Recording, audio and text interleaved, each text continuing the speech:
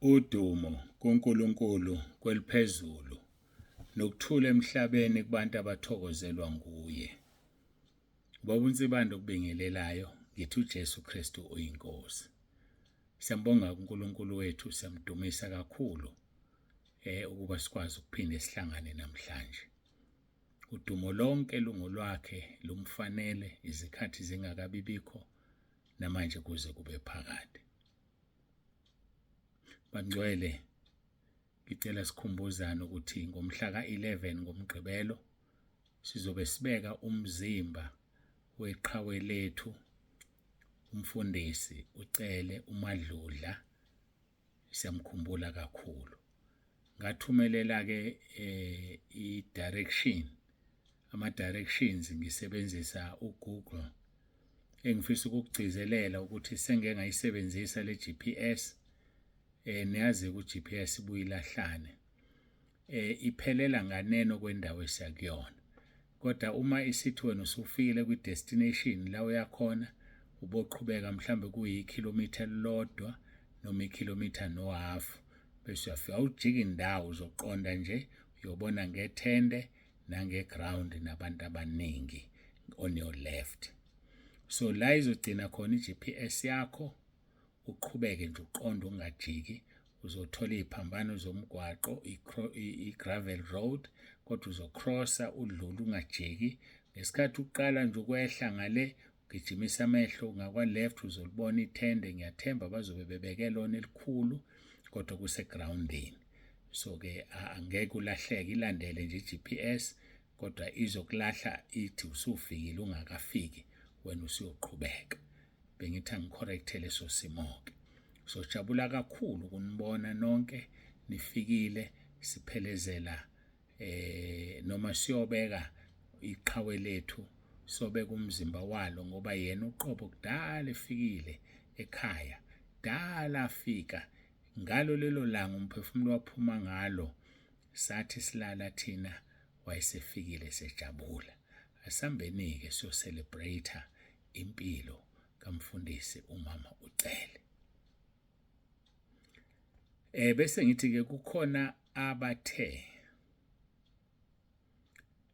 abezembhabhadisweni. Kunombhabhadiso khona ngomhla ka-12 Sunday. Ngiyacela-ke ukuthi abantu abazaziyo ukuthi bezembhabhadisweni ngomhla ka-12 kukude ukuthi babuyele emuva ngomhla ka-11 bangazise, ngoba phela kufuneka siniplanele, sinilungiselele indawo yokulala.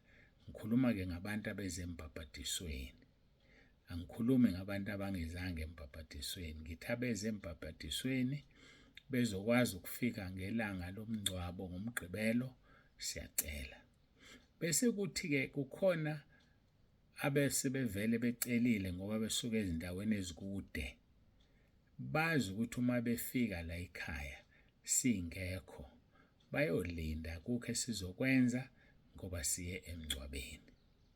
Bazolinda nje. Nkosi yami, ngiyadabuka ngoba sikwazi ukushiya umuntu okufanele naye aye enkonzweni, sekuqondane kabi kakhulu. Laba bebecelile ukuthi ngokunqoba basuka kude mabegibela ngesonto bazofika late, bacela ukufika ngoMgqibelo balale.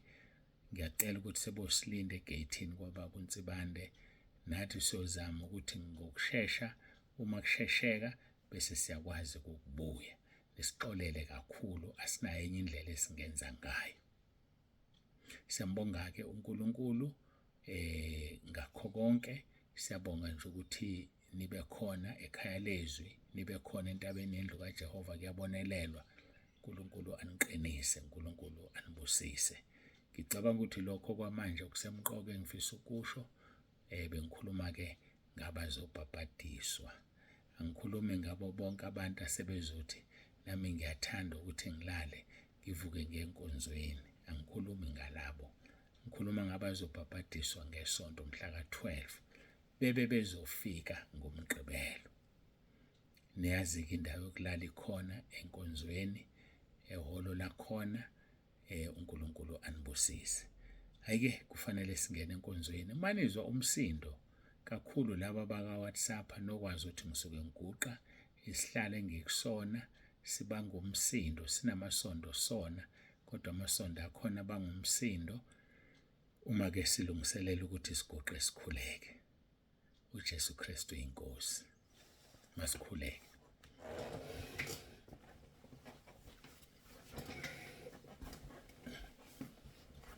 Baba olungileyo, Baba ongcwele, uNkulunkulu onomusa, siyazithoba phambi kobuso bakho ngawo lo mzuzu. Siyabonga uthando sithande ngalo. Ngiyacela Nkosi ukuthi ube naloyo olalele lenkonzo, kungaba ku-YouTube, kungaba ekhaya lezwi, kungaba noma ikuphi, kodwa ngiyacela Nkosi umsize ezwe lokho ufisa ukuthi sikuzwe Moya Ongcwele namhlanje. Siyabonga udumo lonke lungolwakho, lukufanele, izikhathi zingakabi bikho namanje kuze kube phakade. Iba nathi ngomoya wakho ingcwele, kukhulume wena nami ngilalele. uJesu Kristu uyinkosi. Amen.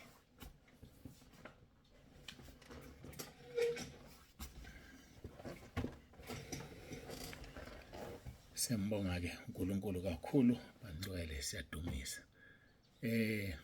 Sizoyizwini lethu lenkosi abase Philip chapter 2 verse 9 kuya ku-11.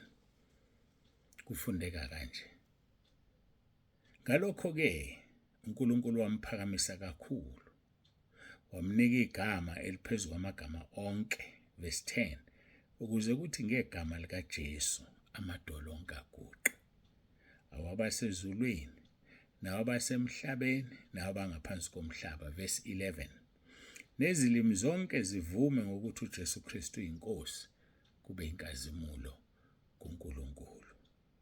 Siyambonga uNkulunkulu kakhulu, siyambonga ngalesi sambulo asinikeza sona. Uma ulalela leli verse, ngiyakuphinde ngikushoyo, liyahambisana kakhulu nabaseRoma 10 verse 9. abaseRoma 10 verse 9 lithi uma uvuma ngomlomo wakho ukuthi uJesu uyinkosi. uPhilip 2 verse 11 uthi izilimi zonke zivume zithi uJesu Kristu uyinkosi. Ngesikhathi uvuma abaseRoma bathi wenze njani? Uyasindiswa, uverse 10 wabaseRoma 10. Bese lithi ukholwa ngenhliziyo kube ngokulunga.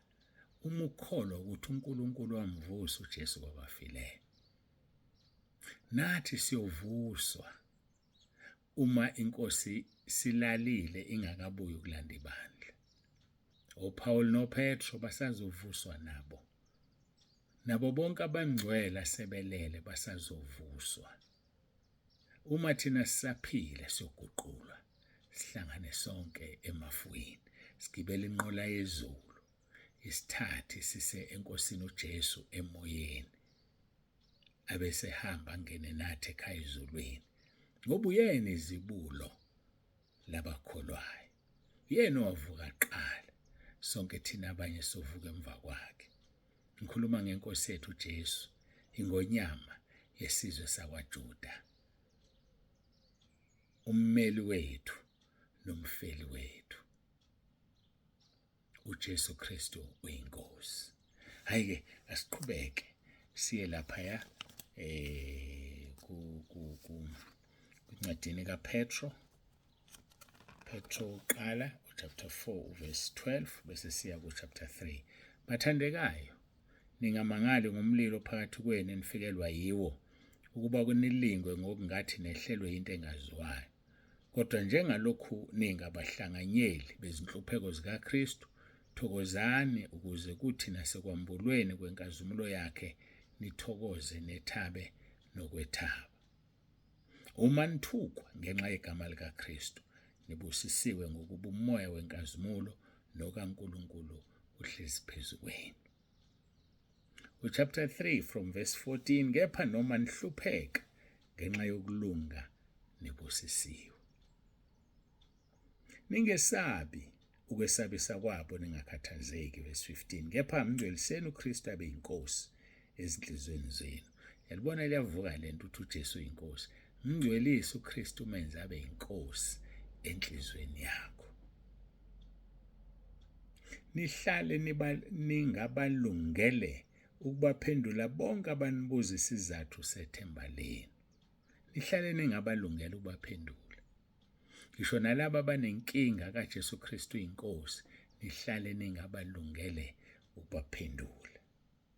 Verse 16, kodwa kube ngobumnene nangokwesaba, nibe nonembezo omuhle, ukuze kuthi kulokho abanihleba ngakho bajabhiswe labo abathuka ukuhamba kwenu okuhle kuKristu. Bajabhiswe labo abethuka ukuhamba kwenu okuhle kuKristu.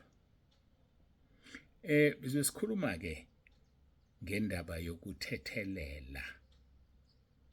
Ngaleyo lesuku sakhuluma ke sathinta uMathewu chapter 18 siqala kuverse 23. Lapho ke sikhulume kakhulu ngenceku eyayikweleta inkosi. Niyikhumbula? Sakhuluma ngayo ekugcineni kwathola ukuthi sekufanele icala layo livuke ngoba lona ihlulekile lenceku ukuxolela enye ifana nayo. Kwase kucaca ukuthi uJesu yasho kuverse 35 kaMathewu 18 ukuthi kanjalo naye uBaba osezulwini uyokwenza kini uma ningathetheleli ngezinhliziyo zenu kube yilona loyo mfowabo. So uma ungathetheleli liyavuka icala lakho, ziyavuka izono zakho, zibuya zonke ngobuhlulu okuthethelela. Ilo umoya esikhuluma ngawo, umoya wokuthethelela.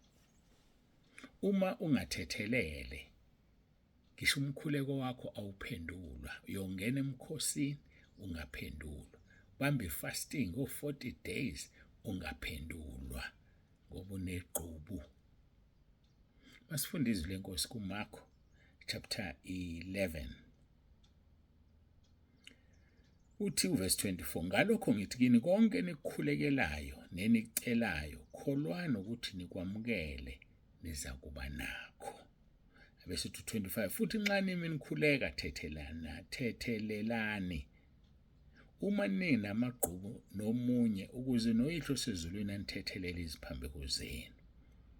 Eyibona lento uyilandelisile uJesu eyikhuluma ukuthi konke sikukhulekelayo nesicelayo masikholwe ukuthi sesinakho.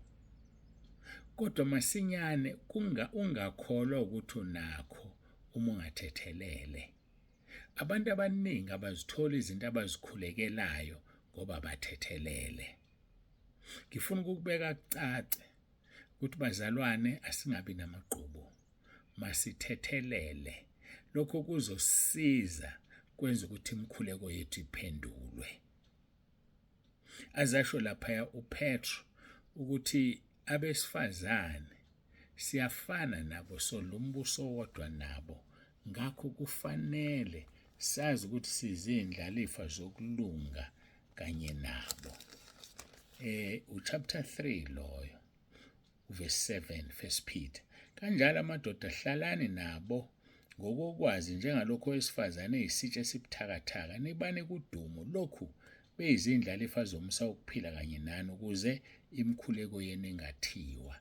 Uyathiwa umkhuleko womuntu onesono, uyathiwa umkhuleko womuntu onamagqubu, uyathiwa umkhuleko womuntu ophatha kabi unkosikazi wakhe, ngoba kukhulunywa ngabo la. Verse 7, kanjalo madoda hlalani nabo ngokokwazi, kusho omkenu, njengalokho owesifazane eyisitshe esibuthakathaka, nibane kudumo lokhu beyizindlalifa zomusa ukuphila kanye nani, ukuze imikhuleko yenu ingathiwa. Uyathiwa umkhuleko mzalwane uma ungazwani nonkosikazi. Uyathiwa umkhuleko mzalwane uma uhamba uphuma ekhaya uxabene nenkosikazi uyoshumayela epulpit, uyofafaza umoya wengxabano ebandleni, uyofafaza umoya wokungazwani ebandleni. Awukwazi kuma uyoma epulpit ungazwani nonkosikazi wakho, buyisana naye kuqala. Awukwazi ukuyoma epulpit uhlukumeza unkosikazi wakho. Awukwazi ukuyoma epulpit uziphethe kabi, uqonywa bese ugijima uyoma epulpit. Awukwazi ukuseva isidlo senkosi uqonywa noma udla isono uphile esonweni. Zingcwelise qala phambi kaNkulunkulu, uvuma izono zakho uzishiye. Zaga 28 verse 13, ufihle isiphambeko sakhe akayikuphumelela, kodwa uzivuma yazishiye, uyena ozothola umusa. Ngakho-ke iyathiwa imikhuleko. Yingakho-ke la uJesu ngokukhulu ukushesha mayithi kuverse 24 Mark 11 ngalokho ngithi kini konke nikukhulekelayo nenicelayo kholwana ukuthi nikwamukele niza kuba nakho. Verse 25 kepha nxa nimi nikhuleka thethelelani uma ninamagqubu nomunye kuze noyihlo sezulwini anithethelele iziphambeko zenu. Kepha uma nina ningathetheleli noyihlo sezulwini akayi kunithethelela iziphambeko zenu. So umkhuleko womuntu onamagqubu awusebenzi. Kanti futhi noma ngabe omunye umuntu onegqubu nawe awusebenzi. Mawukhuleka phela uyanikela. Ake sibheke uMathewu chapter 5 verse 23. Ngakho-ke nxa uletha umnikelo wakhe e-altare ukhumbula lapho ukuthi umfowenu unamagqubu nawe. Shiya lapho umnikelo wakho phambi kwe-altare uhambe kuqala ubuyisane nomfowenu andukuba uze unikele umnikelo wakho. So bazalwane, uma ukhuleka uyanikela. Noma uyanikela-ke ngemali yakho, noma uyanikela ngomzimba wakho, noma ngamandla akho. Uma uhambe uyosebenza endlini yenkonzo, sikutshani noma wenzani, uyanikela. Lithi lelizwi nxa uletha umnikelo wakhe e-altare ukhumbula lapho uthi umfowenu namagqubu nawe ushiye phansi ngoba lo mnikelo angeke ukusize, ngeke ubusiswe. Ukucacisa ukuthi ukukhuleka kumnikelo, ake ngibheke lelizwi kumaHebheru. Ukukhuleka kungumnikelo. Ngoba siyadinga uyiqonda lento. Ungacabanga ukuthi uma ukhuleka ukhuleka nje kodwa ukukhuleka kungukunikela. Mawufuna ukubheka amaHebheru chapter 5 siqala verse 7 lithi owathi esenikele emihleni yenyama yakhe ngemikhuleko. Yes, ukukhuleka ukunikela is an offering. Owathi esenikele emihleni yenyama yakhe khulunywa ngoJesu ngemikhuleko nokunxusa nokudazuluka okukhulu nezinyembezi kuyena onamandla okumsindisa ekufeni wezwiwa ngenxa yokumesaba uNkulunkulu. Enikela ngemkhuleko, enikela ngokukhala, enikela ngokudazuluka, enikela ngezinyembezi, lithi izwi wezwiwa ngenxa yokumesaba uNkulunkulu. So umkhuleko wakho nomnikelo wakho uya ngokuthi uyamesaba yini uNkulunkulu. Yingakho kaKhayini ungamukelwanga kodwa Abela wamukelwa. To verse 8 noma indodana wafunda ukulalela ngalokho ahlupheka ngakho. Esephelelisiwe waba yisusa sokusindiswa okuphakade kubo bonke abamlalelayo.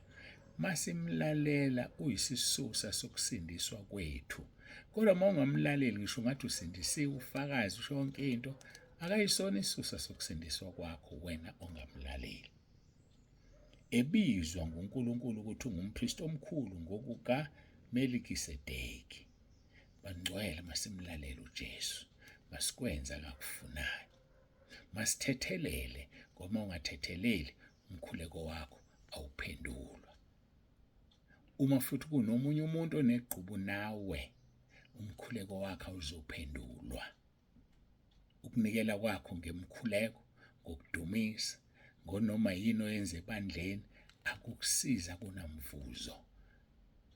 Buyisana nomuntu onegqubu nawe, buyisana nomuntu wena onegqubu naye. Siyambonga uNkulunkulu kakhulu masiguqe isikhuleke.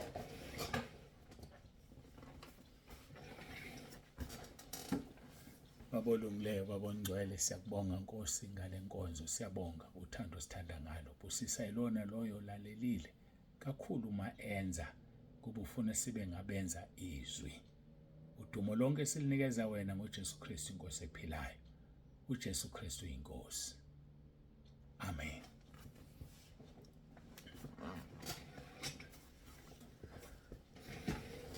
Siyambonga-ke, siyamdumisa uNkulunkulu. Baba uNsibando ovalelisayo, uthi uJesu Kristu inkosi.